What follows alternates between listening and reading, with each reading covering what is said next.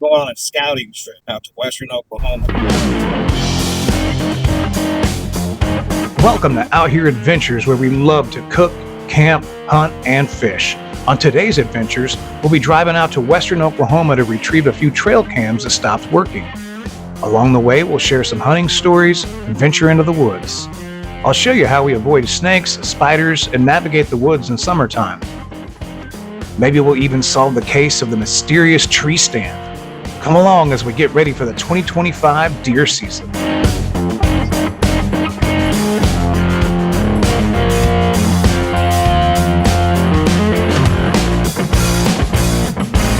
My boy D riding shotgun. The goal for the day is to go check on a few hunting cameras that we've left out, just to see if we get reception out there. We've learned that we don't get reception out there. We're going to go retrieve those cameras that aren't reporting back. I like to keep those cameras going because it gets my dad excited. Anytime I can show my dad a bunch of pictures of where we're going to go hunting at, he'll get all giddy, and it makes him want to go hunt, which means we can spend time together, right? Daniel, do you have anything you're looking forward to for hunting season this year? Shooting a deer. Right now is a great time to mention that my son is a safe and honorable hunter. He really just wants to help me put food in the freezer and provide more meat to eat. So if you have any concerns with safety, etc., please leave it in the comments. But that's one of our top priorities, is safety and paying homage to Mother Nature and all the animals that we do hunt. Definitely. Oh, that's right. Daniel hasn't got a deer yet. Yeah. He got close last year. Last year I did pretty good. I got 4 deer total last year. 4-0, huh? There was a few that I didn't get. Like there was actually one where I was walking up on my spot for a midday hunt, and this big old 10-point deer come over the top of the little hill where we down by where we hunt at. And I kind of saw his antlers from a distance, and I snuck up as close as I could.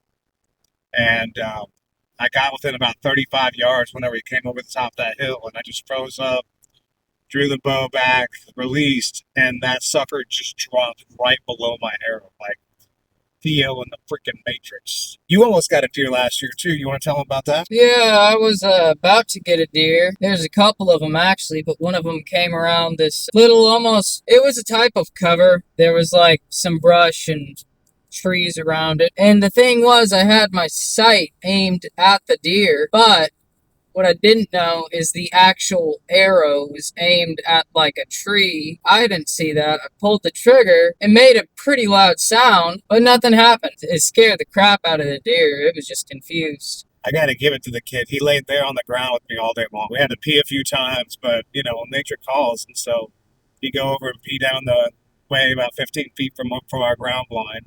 So in case you're wondering, that doesn't matter. Deer still walked up on us. While we were sitting there, and like he said, there was a few deer, like we could kind of see them through the smaller trees. We couldn't see exactly how many, but a good-sized doe eventually walked up and came within about 10, 15 feet of us and was just looking at us, moving his head around, trying to see what was happening. They could see something was going on. They could probably smell us. After a bit of a stare down, there's a doe. She turns around and like jumps on her hind legs and she starts blowing back behind her to her friends like, hey, man, it's all right, y'all, man, like jumping up, like, horns out, baby, let's go chow. So at that point, Daniel just hadn't been looking up. He was just froze with his head down, trying not to let the deer see. So I'm like, Daniel, now's your chance. Because eventually all these deer are going to walk up and probably see us. More eyes, right? Yeah, he took aim, like he said. Poor guy. Hit a whole bunch of little branches, spun around and broke the tip off the arrow. I came back and found the tip later, a couple weeks afterwards. So he's going to get him a deer this year. We got an exciting draw. We got drawn for a hunt out near Black Cattle Hunt Grounds in Oklahoma.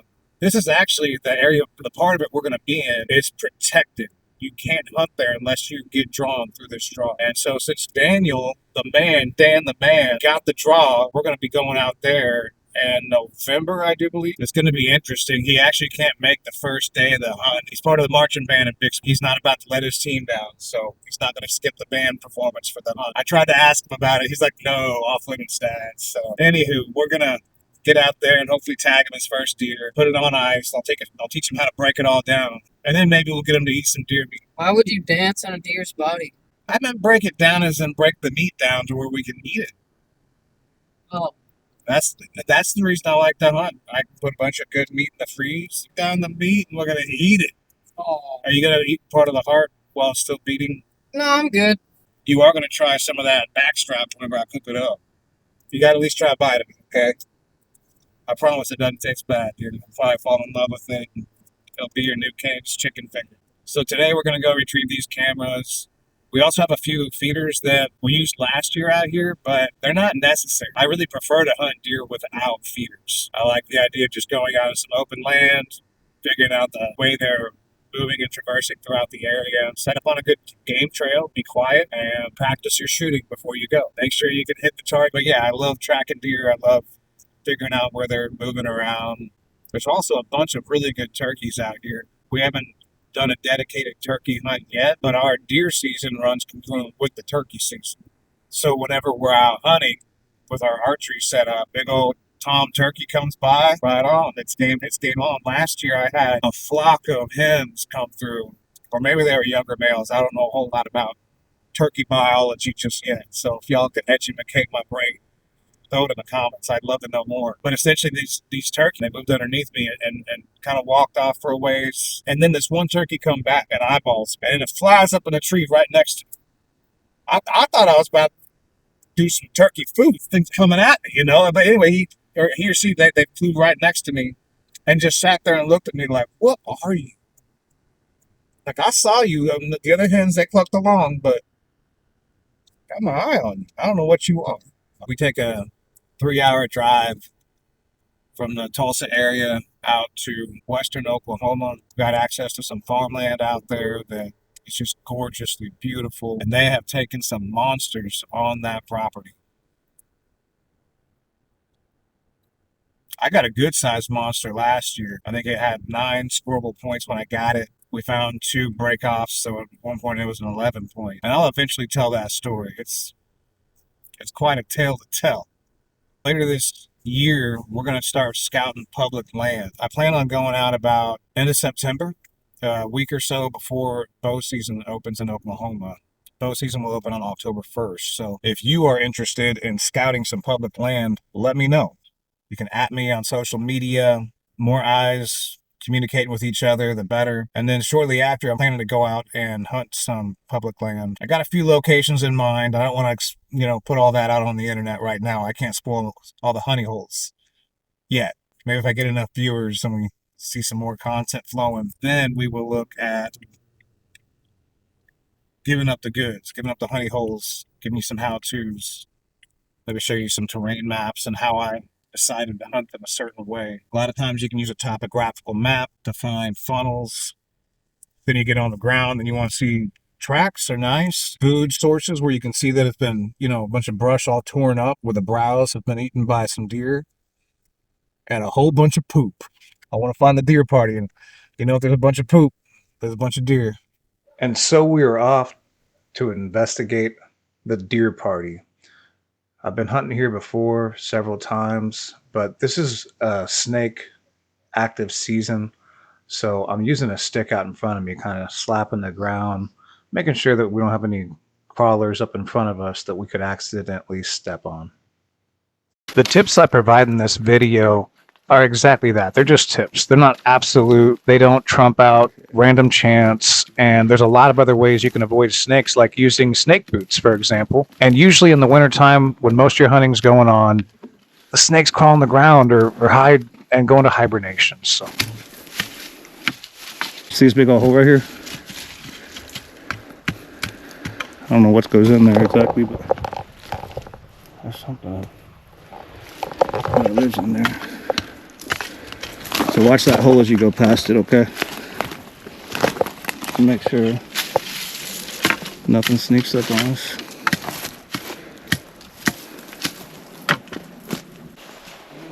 Big old spider web right here. if you've never been to the deep woods in the summertime, I'd highly recommend getting someone to help you through the first hike for safety reasons.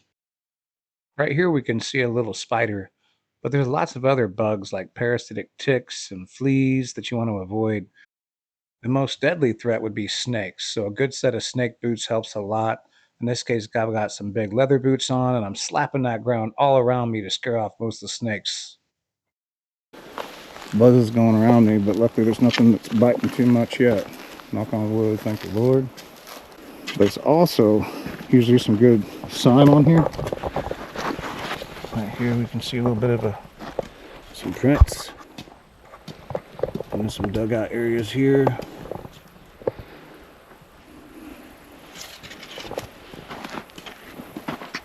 And of course, we really don't want to run into any random mountain lions, big groups of coyotes, or a bear.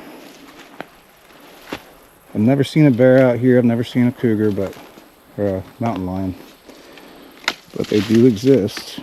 I have seen a badger, porcupines. Yeah, that's it right there. Do you see it, Daniel? Tell me if you see the hunting camera.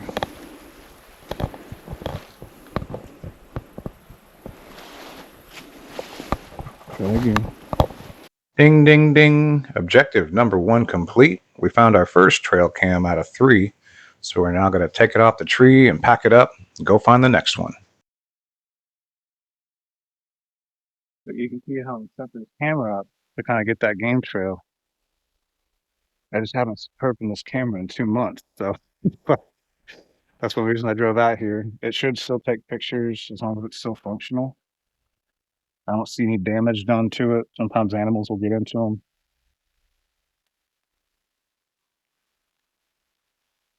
Well, the transmitter's pointed down, so Maybe part of the problem, huh? Wasn't tightened up enough. Okay. Well, we'll worry about that when I get up. Okay. We'll check these batteries out and put it in the lap. Plug the memory card in the laptop when we get up. And figure out who the next with the cameras. I got a spot I want to put one of them. one of these? One of the hunting cameras. Okay. We're gonna go up this way now. Oh shoot! I went right into a giant sticking spider web. Okay, we're clear. Oh, you got one on your camera? There's still a lot of spider webs left up in here, and you'll see, like, as we go through this, it's a lot easier to just back out, because when there's one spider web, there's probably a whole community of spiders out here. Okay. I think if I walk down here a little ways, down towards where, dang it, another spider web. One with glasses out here, probably. Okay, so up here in that ridge line is where we're going. Let's go ahead and pull out hunt stand. That's usually my app of choice here.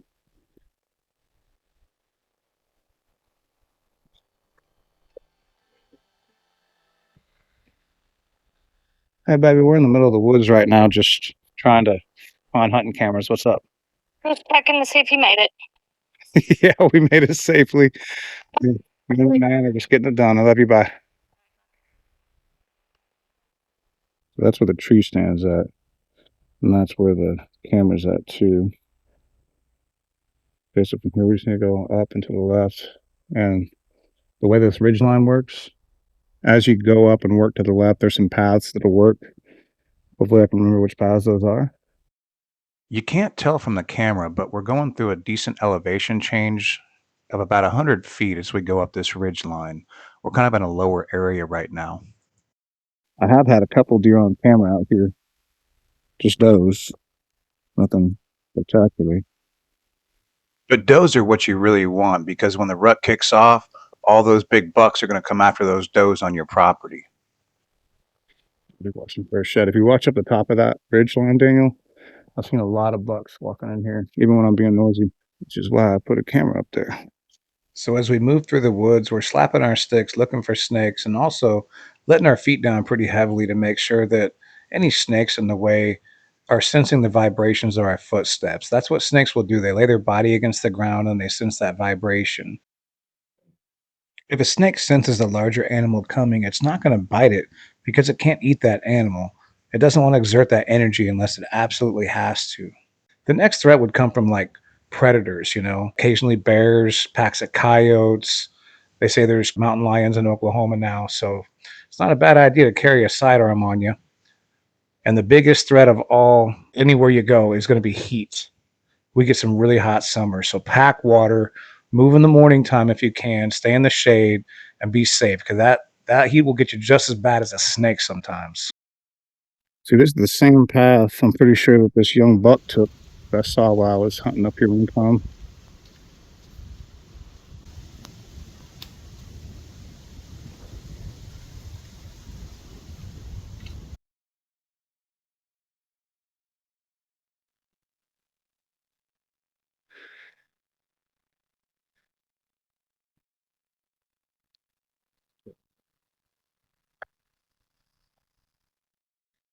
I'm not watching you.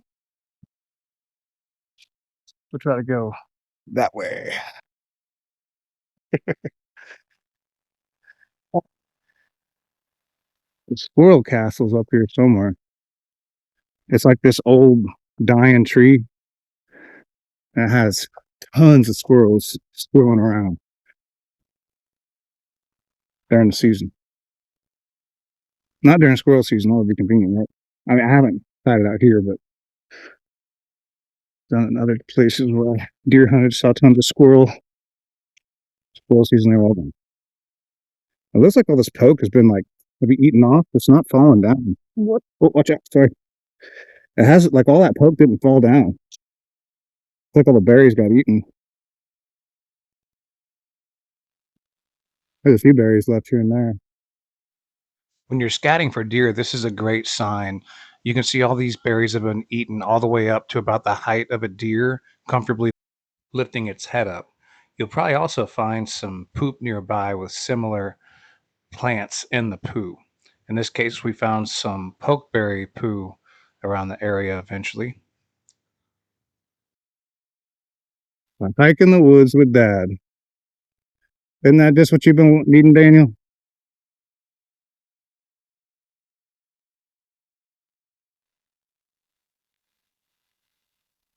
Big old spider.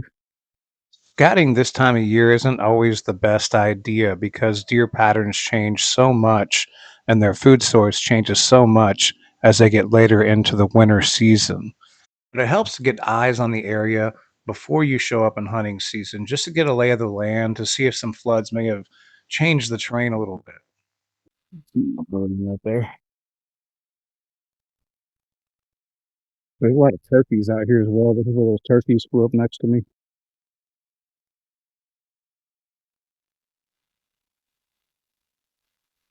Ooh. Does that look like a hoof print to you? I think it look like the print right here and a deep claw right here.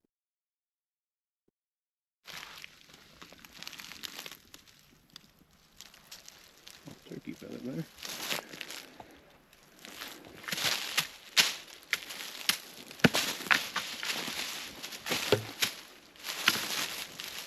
Turkey feather right there.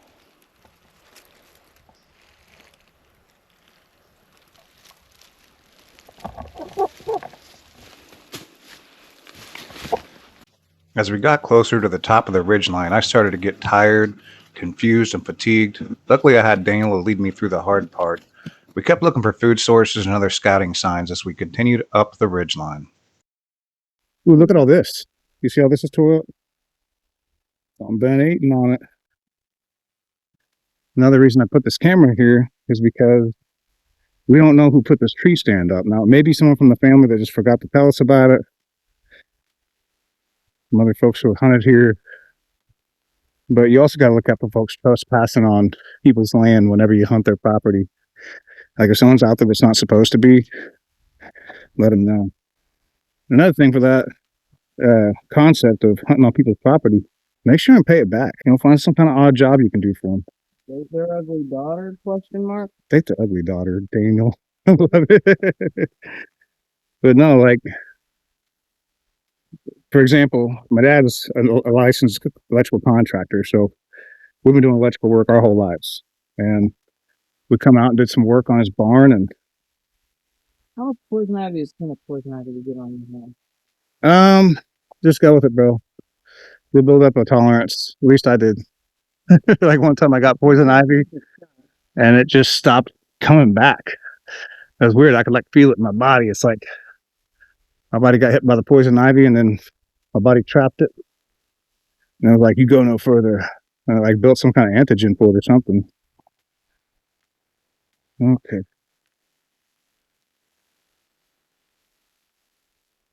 Okay, let me see here. That would be the tree stand in question. And there's our camera if you want to go and strap it. Dane, don't climb up that right now, buddy. I haven't checked that out to make sure it's not going to just break loose on us. You understand? Yeah, guess what? I found like a beetle skin up there, whatever it's called. Oh, like a cicada? Yeah, that. Where's this 360 one though? Yeah, do you want to take that one for me? Where's the 360 one? It's in an open pasture we got to drive through after this. Do we need? Oh, okay. Let's Taking this one off too? Yep. We had made it to the top of the ridge line. We're retrieving our second of 3 trail cams, and the mysterious tree stand still stands as a mystery to this day. Nobody that hunts the area knows where it came from. So now let's make sure our trail cams are turned off, stowed away, and get ready to get back down the ridge and back to the truck. Drink some water for a minute here. Drink some water, little guy. Does that sound like a beer? Wait.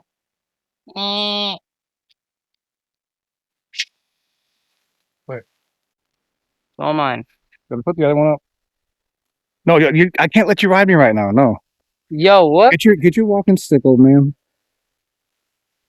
I'm not gonna carry you yet. Oh my goodness, that boy, thinking I could carry him down that ridge line. Anywho, folks, y'all heard us. We're drinking some water. We're taking a rest. It's still not too hot outside either, and we have a lot of shade where we're at, but always watch out for that heat. If you couldn't tell, we're really big on safety here at Out Here Adventures, especially with this little guy in the woods. He's been going on a lot of hunting trips with me for a while now, so he knows his way around a lot, but I like to be there to kind of coach him along. Found the tree I hunted in the last year. 15 feet up. And me and this buck had to stare down for what seemed like an eternity. While I was staring it down, a doe came up behind me and started blowing. Luckily, the buck ignored the doe and just kept moseying through the area I was watching it. I didn't have a very clear shot because of tree branches, but eventually that buck started walking back to a tree line, opened himself up at a slow mid-stride, 35 yards, about 20 feet difference in elevation. He was down a hill, and he tumbled down that hill here shortly after I shot him. It was an amazing hunt. Yeah, this tree right here is my home for quite a while. Well, that there looked like some pokeberry poo. But yeah, I spent a lot of time up in these trees, just looking at turkeys and deer. I've got a set of climbing sticks, a platform, and a saddle that I'll use to get mobile and up into any tree I want to. I like being off the ground because it keeps my scent away from the animals more. I'm on another level. I'm higher up. Doesn't always prevent scent issues. If you come up through here, you can go around all that overgrowth we were about to walk through. Also, just like hit it. I know. You probably whack it pretty good. While you're trekking through the woods, it's hard to find a path sometimes, even if there's a game trail, because animals are smaller than we are. So it's always good to pay attention to how much resistance you're getting from the path you're taking. Sometimes backing out and going a different direction can really make better time and a lot less stress. I can think of times where I got into thick vines of thorn bushes and all kinds of stuff trying to traverse hunting grounds. And if you haven't been there before, to guarantee your cell phone's going to work, you had better have a compass and know how to use it. That's a whole art to itself. I got to learn with the U.S. Army years ago. And if you don't know how to use a compass, I'd highly recommend learning how to before you get into the deep woods. Is the difference between us and the bucks like for us it's like she'll leave you for the size, but like for bucks it's like she'll leave you because of the size of your antlers? Did you seriously ask me that? Yeah, that's exactly I think how it is. I mean, there's many times hunters have seen a few bucks playing, like younger bucks trying to get after a gaggle of does, right? And all of a sudden, this monster rack, king of the forest type buck Tyrone, emerges. basically. He's the Tyrone of the forest. Yeah, and then he'll walk out and charge them and knock them down and let them know this is my territory. These are my girls, you know. AKA the guy she tells you not to worry about. And yeah, they'll fight each other. I got a few pictures on camera last year of them fighting at the food hole. I don't look like no cow. Ground. A big old deer right there. That out there. That's a deer print. Right there it was. Did y'all see it? I've seen it right there. I see it. Paint it. By golly, look, there's another deer print. Wait, no, that's a brag little kid. Anyway, there's a deer print. You just stuck one right there. At this point, we got 2 cameras in the bag. We got 1 left to get. So it's a short trek up out of here. And we'll get to the truck and drive through a few fields to get the next camera. Then I might set a camera up and lay out some corn just to kind of see what's in the area. Usually I like to set these cameras up and just observe natural movements without any kind of baiting. But it is fun to just see what's out there. So I think we may drop a bag this time and see if we can find us a big buck picture or something. So yeah, preseason scouting, early season hunting as well had a lot of special considerations before that freeze hits. You've got all kinds of bugs to deal with, snakes, and then you also got to consider what's going to happen when and if you harvest. You know, if that meat's going to sit in some heat for a while, the meat won't be good. So recovering your animal quickly, opening it up, gutting it, getting that meat on ice quickly, all becomes much, much more important. I can remember stories about folks tracking deer for days during the wintertime because they know that the meat's frozen. It's still going to be good. But in the summertime, it's a lot different. So you got to be ready to go and get that meat cooled off right away. Usually when I do early season hunts, I keep a cooler of ice packed full just in case, just to do it right by the animal. You know, if I'm going to take a life, I'm going to make sure I can eat that meat. And I'm not going to take a shot unless I'm definitely going to knock that animal down and it'd be easier to track. I've never had a problem tracking an animal with archery or a rifle. I think the most I've tracked is 40 yards. So it's all about practicing and getting that right shot and being ready to harvest. Well, now we're back to the truck. Let's go ahead and do a little kung fu with our stick and drive to the next camera. Trail cams we're using are all Muddy brand. They work with the Command Pro app, so it's just what I went with to keep it all in the same spot on my phone. I have 2 Manifest 2.0s and a Maneuver 360 camera. We've recovered the 2 Manifest cameras. Next, we're getting the 360. This is an interesting camera. It'll look in any direction it senses movement. It's had some great quality pictures. It's just stopped working. We ended up ruling out the issue just as cell signal. The first camera we recovered, the antenna was pointed down. My son pointed out. I'm pretty sure a deer must have knocked that down. And then this 360 camera is just in a location we generally don't get good cell reception. So, anywho, hey, speaking of which, there's that camera now. I put this up here about 2 months ago, and it took pictures for about a month. And after a month, it stopped working. So I was out here doing some work, stopped in, it was still here, just wasn't working. It's been a back and forth battle keeping these cameras up so far away from home. If you all have any advice on the best hunting trail cam out there, please let me know. Put it in the comments. I'm considering getting something different for next season. And it's not just the signal. I mean, for example, last year I had folks walk up to my cams, take a picture of the camera, and then I never got a picture of them in return. So it's also just the sensitivity. The quality of pictures is okay. You've probably seen a few of the pictures within the video already. But if you have any recommendations, please shoot them my way. Yeah, that's why I love coming out here. That big sky. Western Oklahoma it's Western, you know, it's cowboyish. I'm really actually hunting and helping work on a cattle farm when I do this stuff. So I work from home in an office type setting and I love getting outdoors. As soon as I get off work, I'm going to go to the gym I want to get outside or do something. And as I'm moving around here, you'll see I'm putting back up fences and moving little cattle gates around. Anytime you're working on someone else's property hunting, be sure you're closing those gates up. You never know if they have cattle on the property, and you just want to leave things exactly as you found them. Here I'm getting some cockleburs out of my pants.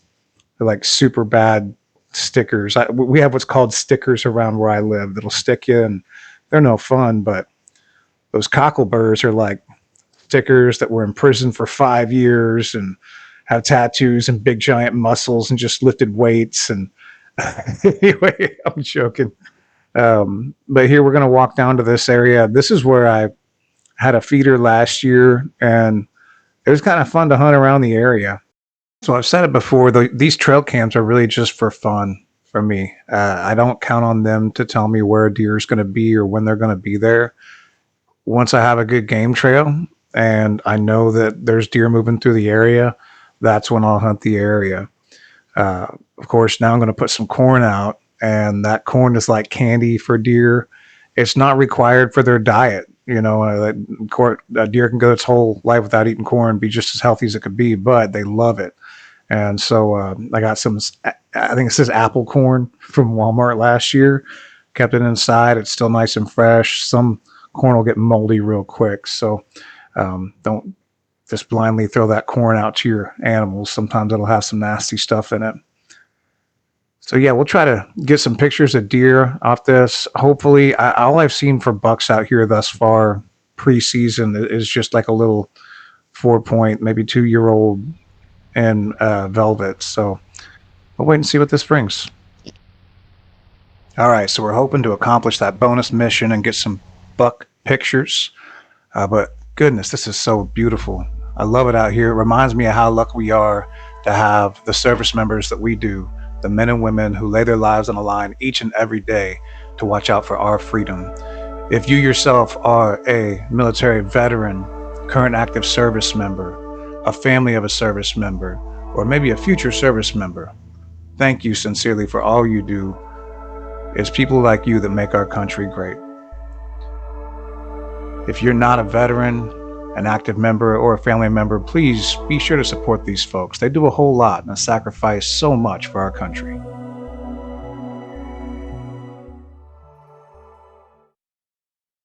Well, at this point, we have finished all of our objectives. We've accomplished the mission. I mean, except for the final, most important part, which is driving home safely.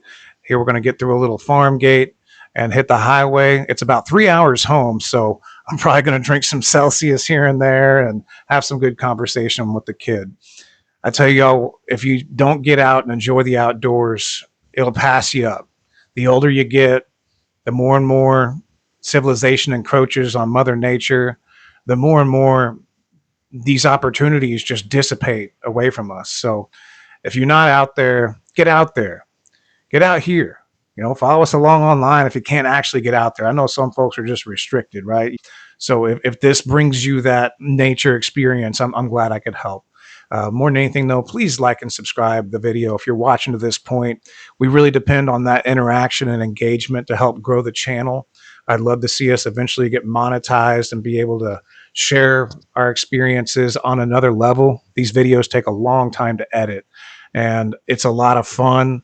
I want to be able to do it more often. Maybe one day I can quit my day job.